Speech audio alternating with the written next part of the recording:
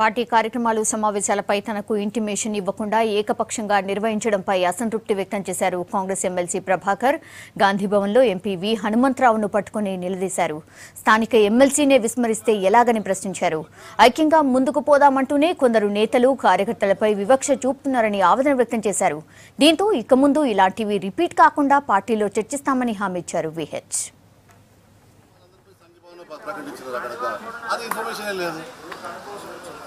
అంటే గాంధీ భవన్ ఎవరు తప్పు కదా అన్న. ఇప్పుడు ఇట్లా ఈ విధంగా అవమానం చేస్తూ ఉంటే పార్టీ ఎట్లా బలోపేతం అవుతుంది?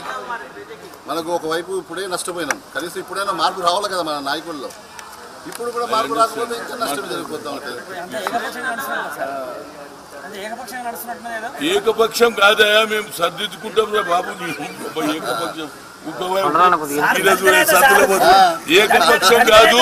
నేను ఏమంటా అంటే ఏకపక్షం కాకుండా జరిగినటువంటి తప్పులను సరిదిద్దుకొని ఫ్యూచర్ లో ఇలాంటి తప్పు జరగకుండా చూసే బాధ్యత మాది. ఓకే, అవమానం మీద అవమానం జరుగుతుంది, ఇక ముందు అవమానం జరగదు. Okay right.